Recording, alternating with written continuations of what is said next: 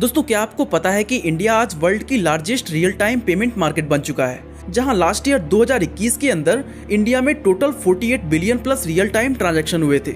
और दोस्तों भारत की इस अचीवमेंट के पीछे जिस चीज का योगदान सबसे अहम रहा वो है इंडिया का अपना यूनिफाइड पेमेंट इंटरफेस यानी UPI payment system. I am sure आप में से मैक्सिमम लोग आज ऑनलाइन पेमेंट करते वक्त यूपीआई का यूज सबसे ज्यादा करते होंगे, क्योंकि इसने ट्रांजैक्शंस को बहुत ही सिंपल और फास्ट बना दिया है। यूपीआई आज भारत को उस मुकाम पर ले गया है जहां चीन, अमेरिका और साउथ कोरिया जैसे देश भी हमसे डिजिटल ट्रांजैक्शंस के फील्ड में काफी पीछे रह गए हैं। और इंडिया में यूपीआई की सक्सेस को देखते हुए अब दुनिया के दूसरे देश भी इसे अपनाने की कोशिश में हैं। इनफैक्ट गूगल ने अमेरिका के फेडरल रिजर्व बोर्ड को यह सजेस्ट किया है कि अमेरिका को भी भारत के यूपीआई जैसा कोई real time payment system develop करना चाहिए। लेकिन दोस्तों अब आपके मन में ये सवाल आता होगा कि भारत में यूपीआई की शुरुआत आखिर हुई क्यों थी? ये पेमेंट सिस्टम वीजा और मास्टर कार्ड से अलग क्यों है? और अमेरिका व चीन जैसे देश हमारे यूपीआई सिस्टम से घबराए क्यों हैं?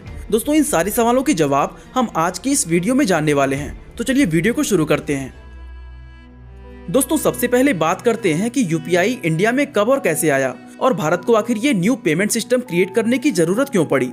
दोस्तों यूपीआई के आने से पहले भारत में डिजिटल ट्रांजैक्शंस लगभग ना के बराबर होते थे। हालांकि हमारे देश में कार्ड बेस्ड पेमेंट सिस्टम और इंटरनेट बैंकिंग बहुत पहले से मौजूद है। साथ ही एनपीसीआई ने 2012 में रुपे कार्ड को लॉन्च किया था, जिससे कार्ड बेस्ड ट्रांजैक्शंस के नंबर बढ़ सके। लेकिन इस सब के बावजूद भी लोग इंडिया में डिजिटल ट्रांजैक्शंस को नहीं अपना रहे थे। दोस्तों आरबीआई के डेटा के अकॉर्डिंग साल 2011 में ऑन एन एवरेज भारत का हर एक व्यक्ति सिर्फ 6 नॉन कैश ट्रांजैक्शन किया करता था, जबकि उस समय भारत के 1 करोड़ से ज्यादा retailers card based payment accept करने लगे थे। इसका सीधा सीधा मतलब ये था कि कार्ड्स और इंटरनेट बैंकिंग जैसे पेमेंट सिस्टम लोगों के लिए इजिली एक्सेसिबल नहीं थे, जिसके चलते ज्यादातर लोग अपने ट्रांजैक्शंस कैश में ही करना प्रेफर कर रहे थे। अब दोस्तों कैश ट्रांजैक्शन से इंडियन गवर्नमेंट को मेनली 2 प्रॉब्लम थी।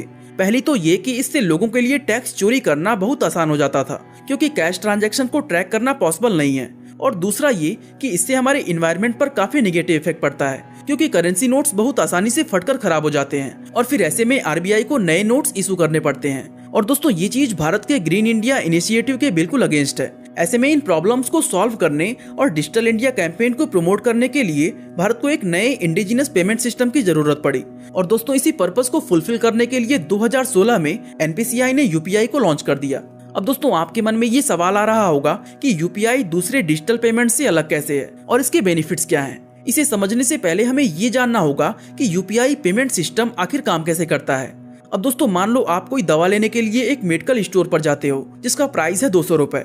इसका बिल पेमेंट आप अपने गूगल पे ऐप के थ्रू करते हो, जिसमें आपने अपना एसबीआई का अकाउंट ऐड कर रखा है। तो यहाँ पर एसबीआई एक इशूइंग बैंक कहलाएगा और गूगल पे एक पेयर ऐप होगा, जिसको हम पेयर पेमेंट सर्विस प्रोवाइडर यानी पेयर पीएसपी भी कहते हैं। दोस्तों आगे बढ़ने से पहले आपको बता दें कि यूपीआई पेमेंट में एनपीसीआई का बहुत बड़ा रोल है। दरअसल एनपीसीआई एक नॉन प्रॉफिट ऑर्गेनाइजेशन है और पेमेंट सर्विस प्रोवाइडर मतलब गूगल पे और बैंक्स के बीच में जो भी डेटा ट्रांसफर हो रहा है उसको एनपीसीआई ही वेरीफाई करता है। मतलब एनपीसीआई एक मीडिएटर की तरह काम करता है, ठीक वैसे ही जैसे कार्ड बेस्ड ट्रांजैक्शन में वीजा और मास्टर कार्ड करते हैं। तो जब आप ट्रांजैक्शन को कंप्लीट करने के लिए अपने गूगल पे ऐप में यूपीआई पिन को सबमिट करोगे तो एनपीसीआई इशूइंग बैंक से मतलब आपके एसबीआई अकाउंट से 200 रुपए काटने का रिक्वेस्ट करेगा। दोस्तों इस रिक्वेस्ट को फुलफिल करने से पहले आपका बैंक ये चेक करता है कि आपके अकाउंट में ट्रांजैक्शन करने के लिए इनफ फंड्स हैं या नहीं, और अगर आपके अकाउंट में पैसा कम है तो ट्रांजैक्शन उसी समय डिक्लाइन हो जाएगा। अदरवाइज बैंक आपके अकाउंट से 200 रुपए डेबिट करके इसकी डिटेल्स एनपीसीआई को फॉरवर्ड कर देता है। अब दोस्तों मान लेते हैं मर्चेंट का बैंक अकाउंट एचडीएफसी बैंक में है, तो यहाँ पर एचडीएफसी एक रिसीविंग बैंक होगा। अब एनपीसीआई उस 200 रुपए के पेमेंट डिटेल को लेकर रिसीविंग बैंक के पास जाता है और 200 रुपए को मर्चेंट के अकाउंट में क्रेडिट करने का रिक्वेस्ट करेगा। इसके बाद दोस्तों रिसीविंग बैंक उस 200 रुपए को एक्सेप्ट करके इसकी इन्फॉर्मेशन एनपीसीआई को वापस फॉरवर्ड कर देगा। इसके बाद एनपीसीआई ये डिटेल्स आपके पेयर पीएसपी यानी गूगल पे को फॉरवर्ड करता है और इसी डिटेल के बेसिस पर आपके फोन में पेमेंट सक्सेसफुल होने का और मर्चेंट के फोन में पेमेंट रिसीव होने का नोटिफिकेशन आ जाता है। और दोस्तों इस तरह ये यूपीआई ट्रांजैक्शन कंप्लीट हो जाता है। दोस्तों आज भारत में हो रहे डिजिटल ट्रांजैक्शंस में करीब 60% शेयर यूपीआई का है, जहां हर महीने on an average 8 lakh crore रुपए के ट्रांजैक्शन सिर्फ यूपीआई के थ्रू हो रहे हैं। और दोस्तों एनपीसीआई के एक डेटा के अकॉर्डिंग फाइनेंशियल ईयर 2021 से 2022 के अंदर यूपीआई ने $1 ट्रिलियन के नंबर को क्रॉस कर दिया है और एक्सपर्ट्स का मानना है कि इस साल ये नंबर इससे भी कहीं ज्यादा बड़ा होने वाला है। अब दोस्तों ऐसे में सवाल आता है कि यूपीआई में आखिर ऐसी क्या खास बात है जिसके आने से इंडिया के डिजिटल पेमेंट मार्केट में इतना बड़ा बदलाव आ गया और दूसरे पेमेंट सिस्टम जैसे बैंकिंग कार्ड्स, मोबाइल वॉलेट्स और इंटरनेट बैंकिंग की जगह लोग अब यूपीआई को प्रेफर क्यों कर रहे हैं। दोस्तों यूपीआई की इस सक्सेस के पीछे कई अलग अलग रीजंस हैं और इसका पहला रीजन ये है कि यूपीआई के थ्रू पेमेंट काफी सिंपल और फास्ट हो जाता है। फॉर एग्जाम्पल, अगर आप यूपीआई की जगह कार्ड का यूज करते हैं तो पहले तो आपको अपना card number, expiry date, CVV और कार्ड होल्डर नेम एंटर करना पड़ता है और फिर इसके बाद आपके फोन पर एक ओटीपी आता है जिसे सबमिट करने के बाद ही आपकी ट्रांजैक्शन कंप्लीट हो पाती है। जबकि दोस्तों यूपीआई के थ्रू आप सेम ट्रांजैक्शन सेकेंड्स में कर सकते हैं क्योंकि इसमें आपको इतनी सारी डिटेल्स नहीं भरनी पड़ती। और दोस्तों अभी हाल ही में आरबीआई ने यूपीआई 123 पे नाम की एक नई सर्विस को अनाउंस किया है जिसकी हेल्प से लोग बिना कोई इंटरनेट के भी यूपीआई पेमेंट को कर सकेंगे। इसके अलावा दोस्तों यूपीआई का सबसे बड़ा बेनिफिट है इसका इंटरऑपरेबल होना। मान लो कि आप गूगल पे ऐप का यूज करते हो लेकिन जिस मर्चेंट को आप पेमेंट करना चाहते हो उसका क्यूआर कोड पेटीएम का है, तो ऐसे में यूपीआई सिस्टम आपको ये फ्रीडम देता है कि आप किसी यूपीआई ऐप के जरिए किसी दूसरी कंपनी के यूपीआई ऐप पर बिना किसी परेशानी के पेमेंट कर सकते हैं। यानी इसके लिए आपको किसी पर्टिकुलर ऐप के साथ बदना नहीं पड़ता। इसके अलावा दोस्तों एनपीसीआई ने यूपीआई सिस्टम को कस्टमर और मर्चेंट दोनों के लिए बिल्कुल फ्री रखा है। यानी यूपीआई के थ्रू पैसा ट्रांसफर या रिसीव करने पर कोई भी चार्जेस नहीं लगते हैं और ये इसके सक्सेसफुल होने का एक बहुत बड़ा रीजन है। दरअसल दोस्तों कार्ड बेस्ड पेमेंट सिस्टम में मर्चेंट को हर एक ट्रांजैक्शन पर 3.5% तक का एमडीआर फी चुकाना पड़ता है। अब इंडिया में जहां छोटे व्यापारियों का प्रॉफिट मार्जिन केवल 5 से 10% है, उसमें वो 3.5% का एमडीआर फी भला कैसे अफोर्ड कर सकते हैं। लेकिन आज यूपीआई की बदौलत भारत का छोटा से छोटा व्यापारी भी डिजिटल पेमेंट सिस्टम को अडॉप्ट कर पाया।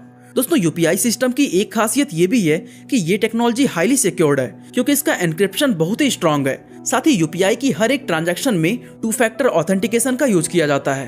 अब दोस्तों ये जानने की कोशिश करते हैं कि अमेरिका और चाइना जैसे देश को हमारे यूपीआई पेमेंट सिस्टम से प्रॉब्लम क्यों है। असल में दोस्तों इंडिया में यूपीआई की सक्सेस ने दुनिया के बड़े बड़े देशों को अट्रैक्ट किया है और बहुत सारे देश अब हमारे यूपीआई को अपनाने की कोशिश कर रहे हैं। इनफैक्ट सिंगापुर, भूटान, मलेशिया और यूएई जैसे कई देशों में यूपीआई ऑलरेडी इंटर कर चुका है और साथ ही एनपीसीआई अब इस पेमेंट सिस्टम को रसिया और ऑस्ट्रेलिया ले जाने की तैयारी में है। दोस्तों इतना ही नहीं, यूपीआई की सक्सेस को देखते हुए गूगल ने अमेरिका को यह सजेस्ट किया है कि उन्हें भी यूपीआई जैसा कोई पेमेंट सिस्टम डेवलप करना चाहिए। लेकिन दोस्तों इसकी पॉसिबिलिटी बहुत कम है कि यूएस इसे अडॉप्ट करेगा क्योंकि अमेरिका की ऑलरेडी स्विफ्ट नाम का एक पेमेंट सिस्टम है जिसके जरिए दुनिया भर में इंटरनेशनल ट्रांजैक्शन किए जाते हैं। और आपकी जानकारी के लिए बता दें कि इंटरनेशनल ट्रांजैक्शन में स्विफ्ट की मोनोपोली है। दोस्तों स्विफ्ट के थ्रू होने वाले हर एक ट्रांजैक्शन पर बैंक्स एक अच्छी खासी एक्सचेंज फी चार्ज करते हैं। लेकिन आज भारत का ये यूपीआई टेक्नोलॉजी आने वाले समय में स्विफ्ट का अल्टरनेटिव बन सकता है और दोस्तों इसीलिए अमेरिका यूपीआई को एक थ्रेट की तरह देखता है। ठीक ऐसा ही हाल हमारे पड़ोसी देश चाइना का भी है। दरअसल चाइना रशिया यूक्रेन वॉर का फायदा उठाकर अपने पेमेंट सिस्टम यूनियन पे को रूस में स्टैब्लिश करना चाहता है।